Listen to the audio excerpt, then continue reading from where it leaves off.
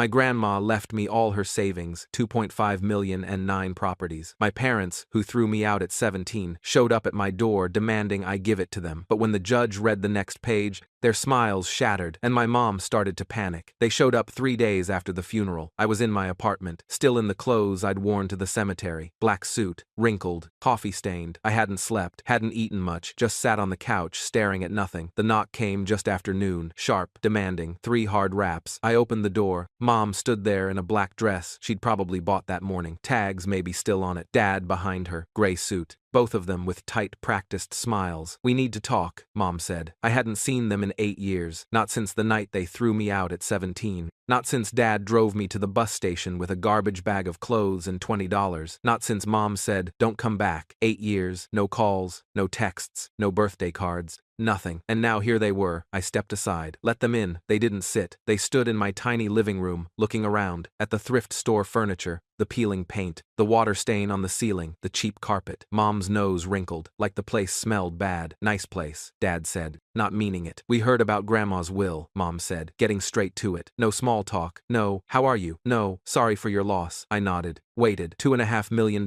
9 rental properties, 3 commercial buildings. Mom's voice was flat. "Controlled. That's what the lawyer told us when we called." "That's right. She left it all to you." "Yes." Mom's smile tightened, became something sharp. "That's not fair." I almost laughed. "Almost. Fair? We're her children," Dad said, stepping forward. "Her actual children. That money should go to us, to family. You're just the grandkid. The grandkid she raised for 5 years, after you kicked me out." Mom waved her hand dismissively. "You were out of control. Disrespectful. We did what we had to do. But this," she gestured vaguely at nothing. "This is different. This is family money. Real family money. It should stay in the real family." There it was. Real family. "So you want me to give it to you," I said. "It's the right thing to do."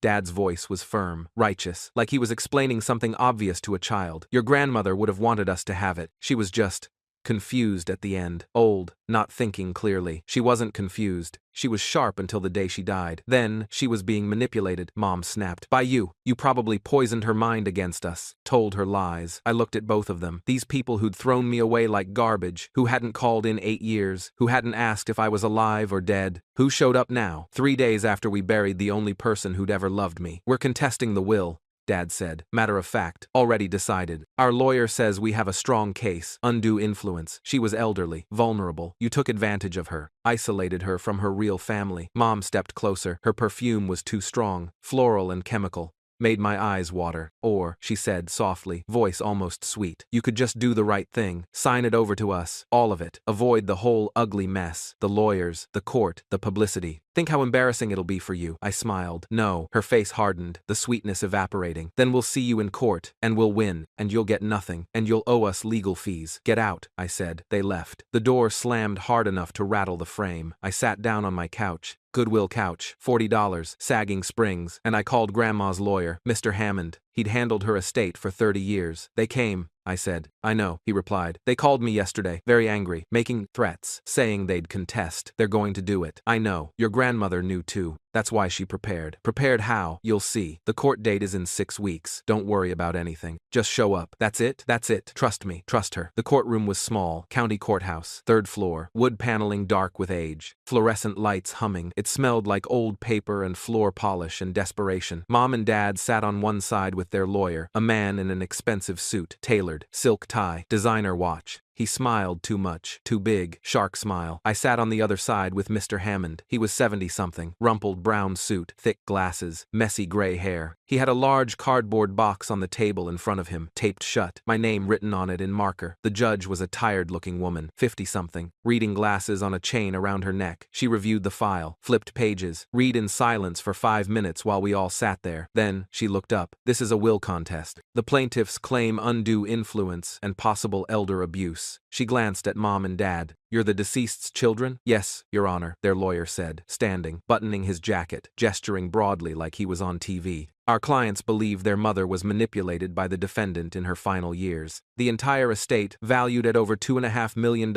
in liquid assets, plus 9 rental properties and 3 commercial buildings, total value approximately $5 million, was left entirely to a grandchild, while her own children received nothing, not $1. This clearly indicates undue influence, mental incompetence, possibly coercion. I've read your brief, the judge said, unimpressed. Mr. Hammond? Mr. Hammond stood slowly, joints creaking. Your Honor, Mrs. Chen was of completely sound mind until the day she died. She knew exactly what she was doing. She had specific reasons for her decision, very specific, and she anticipated this challenge, which is why we're here, the judge said. What evidence do you have of sound mind? Multiple doctors' evaluations, cognitive tests, all administered in the last year of her life, all showing perfect mental capacity. He pulled papers from the box, handed them to the bailiff. She also had the will reviewed and notarized by 3 separate attorneys, not just me. 3 independent lawyers all confirmed she understood what she was doing. The judge reviewed the documents. This seems thorough. Mrs. Chen was a thorough woman. What about the claim of undue influence? If I may, Your Honor, I'd like to read page 4 of the will, the personal statement section. Mrs. Chen insisted it be included. The judge nodded. Go ahead. Mr. Hammond pulled out the will. Thick document, legal-size paper. He cleared his throat, put on his reading glasses. To my daughter, Jennifer, and her husband, Robert. You threw my grandson out when he was 17 years old. You put his belongings in a garbage bag. You drove him to the bus station. You gave him $20. You told him not to come back. Mom's face went white. Dad shifted in his seat. Mr. Hammond continued, voice steady, clear. You told him he was worthless. You told him he'd never amount to anything. You told him you were ashamed of him. You didn't call on his 18th birthday. You didn't call on Christmas. You didn't call on his 19th birthday, when he was hospitalized after a car accident at 19 broken ribs, punctured lung, concussion. You didn't visit. You didn't call. You didn't send flowers. Their lawyer was frowning now, flipping through his papers, looking for something. He lived with me for 5 years, from 17 to 22. I watched him work 2 jobs to put himself through community college. I watched him study until 2 a.m. every night. I watched him cry himself to sleep, wondering why his own parents didn't love him, why he wasn't good enough. I watched him build a life from nothing, from a garbage bag and $20. Mom's eyes were wet now. Dad was staring at the table. He graduated with honors. He got a good job. He bought his first car. He rented his first apartment. He did it all alone, without you, without your help, without your love. Mr. Hammond paused, looked at the judge. Your Honor, there's more. Continue. So no, Jennifer and Robert, you will not get a single cent of my money. You will not get my properties. You will not get anything. You threw away the best thing that ever happened to you. You threw away your son like he was trash. He is my family, my real family. You are not. The courtroom was silent, and if you contest this will, which I know you will, because I know who you are, the following documentation will be released publicly. Mr. Hammond reached into the cardboard box, pulled out a thick folder, yellow folder, bulging with papers. Your Honor, Mrs. Chen kept records, meticulous records. She hired a private investigator. She kept every voicemail her daughter and son-in-law left over the years asking for money, every text message where they insulted their son, called him worthless, called him a mistake, every email where they called him trash. She documented every time they asked her for loans they never repaid. He pulled out more folders, set them on the table, one after another. She also had them investigated, professionally. The defendant's father, Robert Morrison, has been embezzling from his employer, Morrison and Associates, for 6 years, siphoning money from client accounts. The defendant's mother, Jennifer Morrison, committed tax fraud in 2019 and 2021, filed false deductions, claimed business expenses that never existed. Mrs. Chen had all of it documented. Bank records, tax returns, witness statements, everything. The courtroom erupted. Mom's lawyer was on his feet. Your Honor, this is— Sit down, the judge said.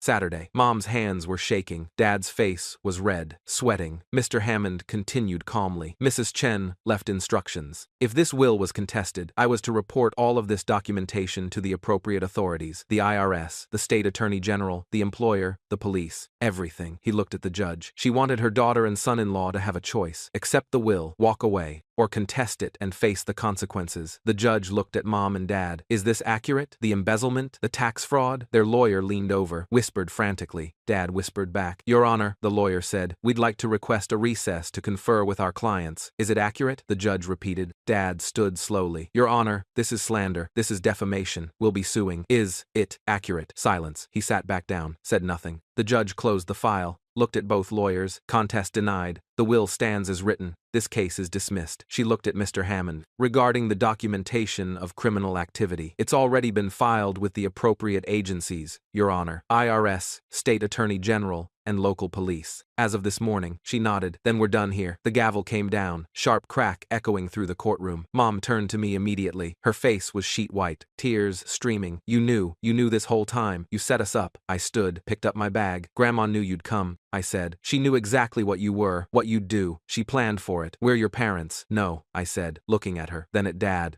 You're not. You stopped being my parents 8 years ago at that bus station. Please, we'll drop the contest. We won't fight. Just don't let them prosecute. Too late. It's already done. Grandma made sure of that too. We could lose everything. We could go to jail. You should have thought about that before you threw away your son. I walked past them, down the aisle, toward the door. Mom called after me. We'll go to jail. You're sending your own parents to jail. I stopped, turned back. Looked at them one last time. You threw away your son for nothing. Now you lose everything for nothing. Seems fair. I walked out of the courtroom, into the hallway, down the stairs. Out into the bright afternoon Sunday, Mr. Hammond caught up with me on the courthouse steps, handed me a key, brass key, slightly tarnished. The properties are yours, the accounts are unlocked, the titles are being transferred. Your grandmother wanted you to have everything. I took the key. It was warm from his hand. She also left you this. He handed me an envelope, sealed, my name on the front in her handwriting, shaky, but unmistakably hers. I opened it carefully. Inside was a note, short, written on her personal stationery. Live well, sweetheart. You deserved better parents, but you became better anyway. I'm so proud of you. You were the best thing in my life. Love, Grandma. I folded it carefully, put it in my pocket. Behind me, I could hear Mom crying in the courthouse, screaming at Dad, at their lawyer, at anyone who'd listen. I didn't look back. I walked to my car, got in, started the engine.